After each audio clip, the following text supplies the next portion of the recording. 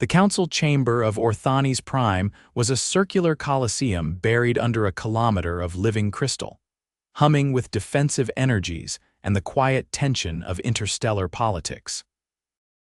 Delegates from 12 star systems sat in spiraling tiers, each representing a unique species, all gathered to witness what the schedule had listed as cultural demonstration, human physical contest.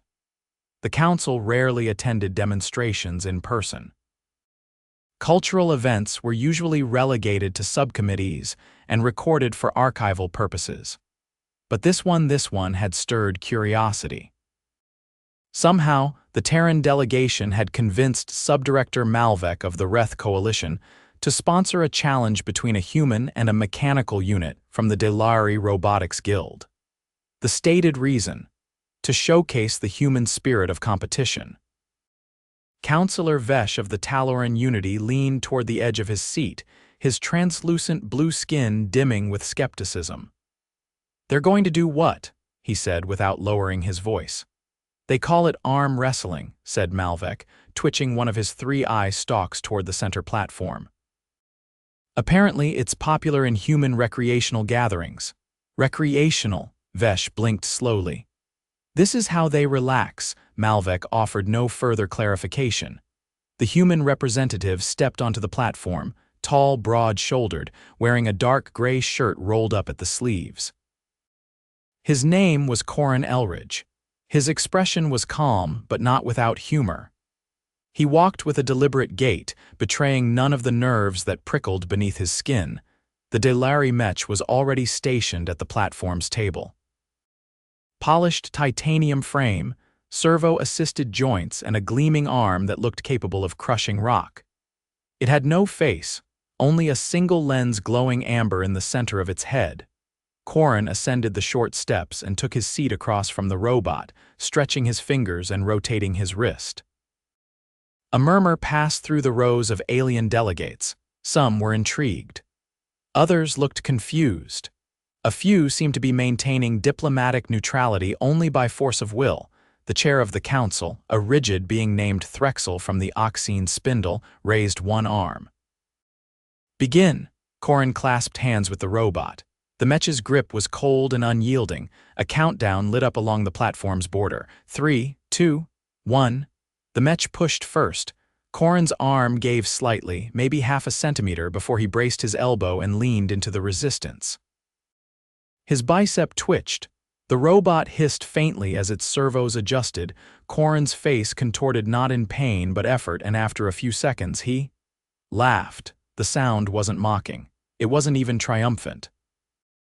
It was the involuntary, delighted outburst of someone who had just realized how utterly absurd the situation was. The chamber fell silent. Then came a sharp whir. The Mech recalibrated. Its motors intensified. Corren's arm dropped another centimeter. He grunted, lips pressed together, but didn't let go. "Is this a malfunction?" asked Vesh, voice tinged with alarm. "No," Malvek said. "He's laughing." "Why? I don't know."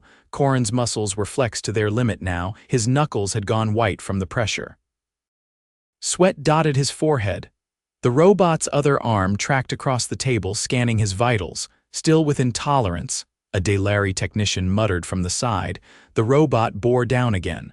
Corren's arm quivered. His breathing changed. This time there was no laughter. His eyes narrowed and his jaw tensed. The metal hand began to tilt his wrist toward the losing side. Corren shifted his shoulder, realigning himself. Pain shot up through his elbow and into his back. He let out a sharp breath, teeth clenched, and for a few seconds the contest paused, neither side advancing. The council watched in silence. "Is this intended to continue for much longer?" Threxel said. "No idea," Malvek replied. "I think that's part of the appeal." Corren's body trembled now from the strain. His hand began to slip. The robot's strength didn't waver. He lost. The robot forced his hand down onto the table with a mechanical thunk, not hard enough to injure, but definitively. Corren released the grip and leaned back, rolling his shoulder with a wince. Then he raised his left arm and shook it out. "That was insane," he muttered, wiping sweat from his brow. You guys don't mess around. The delivery technician stepped forward. You experienced no mechanical failure, just human anatomy being reminded that it's made of meat and not titanium, Corren said, standing slowly. He moved to the edge of the platform and looked up at the council. That's how we play. Push ourselves to the edge just to see if we can make it back. Vesh tilted his head. You knew you would lose. Yeah, Corren said with a grin that was more tired than cocky. But I wanted to see how far I could go. Later, backstage, Corren was seated while a medical officer ran a portable scanner over his right arm. No fractures, the medic said, but you've got a grade 2 strain in the biceps tendon. You'll need physical therapy. No lifting anything heavier than a coffee mug for at least 2 weeks. Corren flexed his fingers. Got it, still worth it. The council had not adjourned. Instead, they'd summoned Corren for an informal question session. He entered limping slightly, his dominant arm cradled in a sling. His appearance triggered another round of murmuring. Threxel looked down at him. You willingly entered a contest you knew you would likely lose. You found humor in the moment of struggle, and you sustained injury for the sake of demonstration. Corren stood at attention. That's more or less it, yeah. Why? Because that's the point. We don't always enter things to win. Sometimes it's about showing that we're not afraid to try, even when logic says we shouldn't. Threxel was quiet for a long moment. You are an illogical species, Corren cracked a grin. You have no idea. The council did not laugh, but they also did not dismiss him. Nor did they cancel the remaining cultural events scheduled by the Terran delegation. In fact, several delegates requested to observe future demonstrations firsthand. 2 days later, Corren was in a therapy unit aboard the Terran diplomatic vessel. His therapist, a stern woman named Celine Paris, adjusted the resistance bands and handed him a squeeze ball. 10 reps, slowly. Feels like punishment. It is, she said. He glanced at the newsfeed scrolling across the glass wall. You see the council's response? They're still trying to figure out if you're stupid or brave. Story of my life. She rolled her eyes. Week by week, Corren's strength returned. The bruising had faded in the first 2 weeks. The tendon inflammation took longer. By week 4, he was permitted light resistance training. By week 6, he could fully extend and flex without pain. He returned to the council chamber 2 months after the original demonstration. This time, he was not there to arm-wrestle. He was invited to speak at a summit on interspecies resilience. He opened with, "I'm the guy who lost to a robot and laughed about it." The chamber fell into a brief, stunned silence, then a few polite chuckles, and finally, a ripple of genuine laughter from several species who, by all accounts, weren't wired for humor. Corren continued, the point wasn't winning. The point was showing up, trying, risking something. That's part of what makes us tick. After the summit, Counselor Vesh approached him privately. You still injured? No, Corren said. Back to full strength. Would you do it again? Depends. Is the robot still set to bone crusher mode? Vesh was silent for a moment. You are unpredictable, Corren nodded. Thanks, I think. The council never officially endorsed arm wrestling as a diplomatic tool. But from that day forward, every time a human delegation arrived at Orthani's Prime, someone from the council asked half-joking, half-curious if they'd brought anyone willing to challenge another robot. Corren never did it again, not because he was afraid, but because the moment had done its job. The image of a man laughing in the middle of a losing battle had etched itself into the minds of 12 different species, and that, more than the contest itself, had left a mark. That was enough. The first thing Corren noticed when he stepped onto the transit platform at the Reth Embassy Annex was the smell, a faint electrical tang overlaid with something sour and metallic. The air recyclers weren't failing, just compensating. Reth preferred a higher oxygen concentration, which made humans feel slightly overcaffeinated. His heartbeat thumped a little faster than usual as he followed the glowing guide strip down a gently sloping corridor. It had been 3 days since the summit. He hadn't planned on staying longer, but a formal request had arrived from the Reth delegation, not the council, not the Delari, but Reth itself. And that was strange. They were cautious, detail-obsessed, and rarely invited outsiders into their research wings. He passed under a low arch pulsing with violet light and emerged into a room that looked more like a surgical theater than a laboratory. Everything shone. No visible seams, no shadows, just smooth angles and soft pulses of filtered bioluminescence. 3 Reth scientists waited near a curved table that rose organically from the floor, as if grown rather than built. Corren recognized one of them, Malvek, the subdirector who had approved the original demonstration. His eye stalks tracked Corren's entrance without blinking. "You walk unevenly," Malvek noted. "I pulled a hip flexor getting out of bed too fast this morning," Corren said. "It's not heroic, so let's move on." Malvek gestured to a low seat that adjusted shape as Corren approached. "You are not here for another demonstration."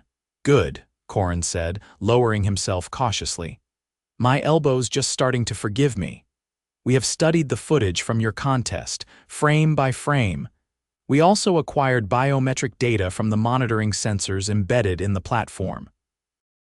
Your cardiovascular response was irregular. That's called adrenaline.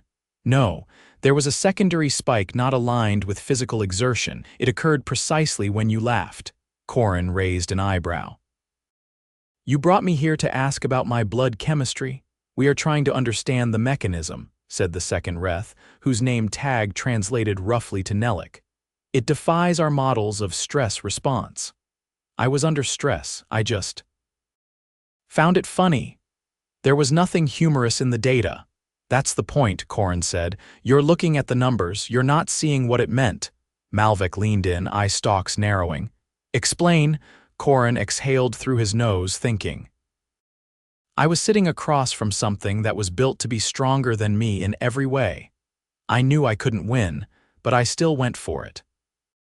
When I realized just how ridiculous the whole thing was, me, a bag of bones and optimism, trying to outmuscle a war-grade servo stack, it hit me. This is what humans do. We take bets we can't cover. We dive in knowing we might break something. And sometimes we laugh, because that's the only sane response to risking everything for no good reason." The third Reth, who had been silent until now, emitted a low harmonic vibration, not a sound exactly, but a signal of contemplation. "We do not possess an equivalent behavioral model." "That's because you're smart," Corren said, "but smart doesn't build parachutes before the plane exists, it just points out the risk of falling." Malvek turned away, walking to a wall-mounted display. He rotated one of his limbs, and a portion of the wall dissolved into a floating schematic. "We have begun constructing a simulation, a virtual model of your musculoskeletal system, nervous feedback loops, and hormonal triggers. We want to replicate the outcome." "Let me stop you right there," Corren said, standing up slowly. "You want to build a laughing arm wrestler? We want to understand why a species would willingly engage in a losing battle," Nelik corrected. "And find it amusing." Corren scratched his head. "That's a long conversation, and it's not going to fit into a schematic." Malvek dimmed the display. "Then we require more data. We request your participation in a controlled trial." "Of what?" "Resilience thresholds, emotional volatility. Spontaneous decision-making under duress." "That's a long way of saying we're gonna mess with you and see what you do. You may refuse." Corren stretched his leg, testing the ache in his hip. "Will there be food? We have replicated Terran nutritional items." "Then I'll think about it." By the time he returned to the Terran ship, the ache had shifted. Not pain exactly, but a stiffness in his lower back that hadn't been there before. He stopped by the medical bay. Celine Paris was adjusting the calibration on a cryo-wrap machine, her expression focused. "You're fidgeting," she said without looking up. "Got invited to a science party," Corren said, lowering himself onto the diagnostic couch. "They want to poke around my reactions." "Emotionally, mostly." She turned, gave him a long look, then grabbed the scanner wand. How many hours of sleep last night? 5, maybe 4.5, still on the Reth oxygen mix. Yeah, she scanned his chest, then his lower spine. You're dehydrated, mild spinal compression in L4. You need more water, less Reth, and a proper mattress. I'll add it to the list. She handed him a hydration pack. You want my advice? Only if it's medically sound. Don't let them turn you into a lab rat. You're not a case study. They're not trying to dissect me, she raised an eyebrow. They're trying to understand why I laughed. Good luck, she said. I've been trying to figure that out for 3 years. 2 days later, Corren returned to the Reth annex. The simulation chamber was colder than the last room. A shallow pool of conductive gel covered the floor, and a translucent harness hovered in the air, suspended by gravity anchors. Malvek stood at a console. This is the first sequence.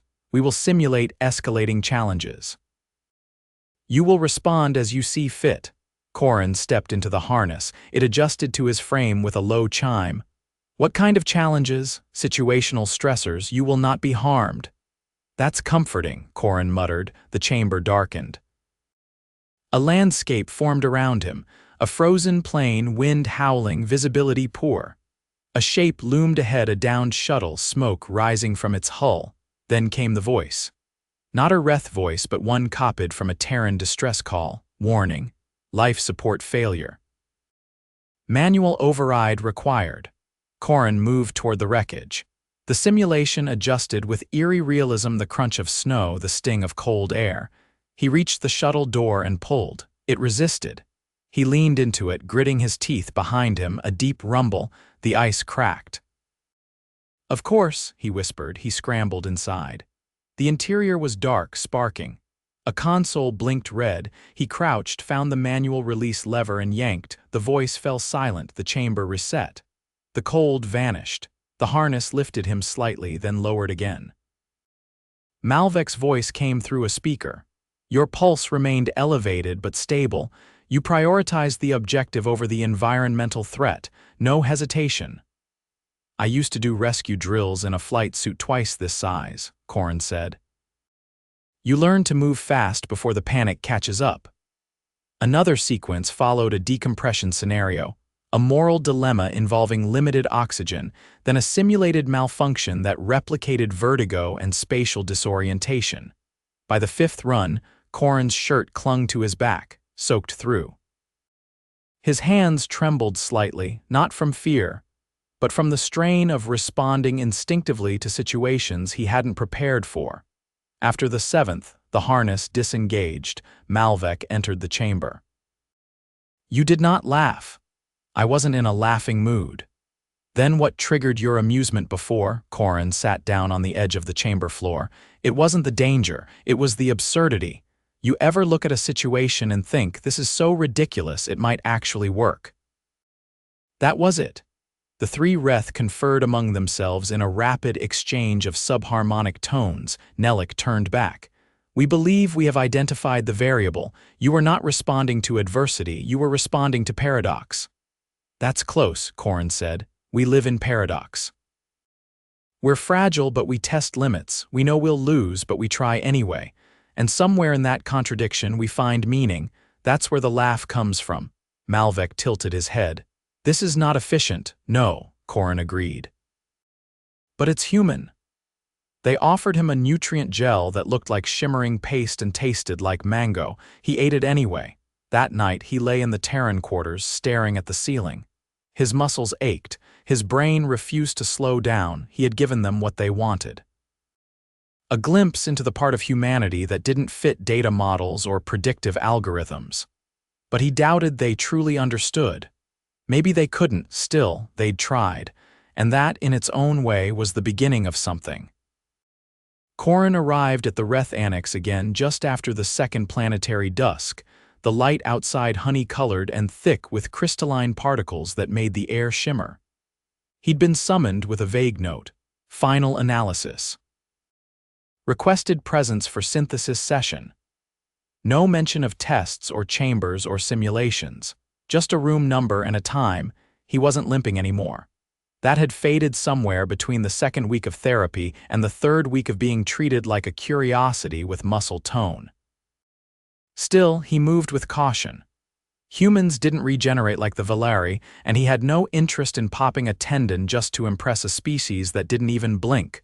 The room he entered this time wasn't cold or bright or pulsing with artificial life. It was beige. A smooth, neutral chamber with round walls and no visible tech. 3 Reth sat at a low table, each with their limbs folded inward in what Corren had learned was a listening posture. On the table sat a single object, a transparent cube filled with a viscous liquid, inside of which floated a small, dark coil. "You're early," said Malvek without looking up. Didn't want to risk being late for something with a floating mystery box. Nellick gestured for him to sit. "This is not a test. Good. I left my combat reflexes in my other jacket." None of them laughed. Corren didn't expect them to. "We have completed our observations," Malvek said, "and we have reached a conclusion." "All right," Corren said, settling into the seat. "Lay it on me. The paradox of your behavior cannot be modeled accurately by our current frameworks. However, patterns have emerged. We believe your laughter during the contest and throughout the simulations was not a reaction to stress, nor solely to absurdity. So what was it? You were reframing." Corren tilted his head. "Come again. You altered your perception of the event in real time to reduce its emotional weight. This allowed you to continue the activity despite discomfort, futility, and eventual defeat. That's not wrong. We believe this trait is not merely a coping mechanism," Nellick added. "It is a form of adaptive cognition. One that allows your species to endure conditions that would otherwise incapacitate or demoralize most known sentients." Corren stared at the floating coil. "So what's that got to do with the jar?" "This is a responsive neural gel," Malvek said. "It mimics decision-making patterns when exposed to emotional stimuli. We fed it approximations of your responses. And it malfunctioned." Now Corren laughed. "That tracks. It attempted to recontextualize its own programming as a metaphor for existential impermanence. Then it tried to initiate a feedback loop involving irony as a survival strategy." He leaned forward, peering at the gel. "So it had an existential crisis. It melted its housing. This is the backup." Corren sat back. "You tried to build a synthetic version of human resilience, and it broke down halfway through a joke." "Correct." There was a long pause. Corren rubbed the bridge of his nose. "So, what now?" "You gonna write up a paper titled Human Laughs, Logic Cries. We have already submitted the findings to the Subcognitive Behavior Assembly. The implications are being taken seriously." "Seriously enough to stop trying to turn us into lab puzzles?" Malvek's eye stalks twitched. "It is not our intention to reduce your species to a novelty. But your ability to endure through reinterpretation has implications for conflict mediation, psychological stabilization, and long-term isolation protocols." "Meaning?" Nellick leaned forward. "We believe humans may be uniquely suited for missions involving extended cognitive strain, deep space monitoring, disaster recovery, exposure to unknown phenomena. You want to send us where no one else can go without cracking. Are you offended?" Corren looked around the room. Beige walls. "Floating thoughts in a jar. Aliens with too many limbs and a scientific fascination with his trauma tolerance." "No," he said slowly. "I'm just trying to figure out if I should feel proud or vaguely insulted." Malvek stood. "You should feel exceptional." That wasn't a word the Reth used lightly. Corren stood too, joints popping. "So that's it. No more tests, no surprise obstacle courses, no emotional Rubik's Cubes. We are concluding this phase of inquiry. You are free to depart." He paused, hand hovering near the door panel. "If I'd cried instead of laughed, would you still have invited me back?" "We would have studied that too," he nodded. "Of course you would." They didn't escort him out. That wasn't their way. He left alone, stepping back into the corridor as the second dusk gave way to full planetary night. Back at the Terran embassy quarters, Celine was waiting in the shared lounge, seated with a datapad and a mug of something green. "You're late," she said without looking up. "I was being released from the most polite psychological dissection in galactic history." She looked up. "They done with you? No more tests, no more simulations, just a weird floating brain in a jar that had an identity crisis because I laughed at a robot." "That's a sentence I never want to hear again." Corren dropped into the chair across from her and groaned. "They think we're paradox machines. They're not wrong." He reached for the hydration flask on the table and drained half of it. His shoulder twinged, healing but not forgotten. "I think they're scared of us," he said. Celine raised an eyebrow. "Scared? Not like we'll hurt them, just... We don't make sense to them. We do things that go against every model they've built. We laugh when it's hopeless. We fight things we can't beat. We reframe reality so we can survive it." "That's what makes us dangerous," she said. "And valuable," he nodded. "They want to put us on the front lines of the weird. You volunteering." "I already did. Just by being me." The next morning, Corren submitted his final report to the Terran ambassador's office. A series of observations, conclusions, and one footnote that read, "If they ever ask to model my brain again, tell them to start with someone less sarcastic." He packed his bag slowly. The sling was gone, the bruises faded, but something lingered in his bones. Not pain, just the imprint of effort. The way a song lingers after the music stops. As he stood for departure clearance, a message came through from the Council's liaison office. Not a request. A statement.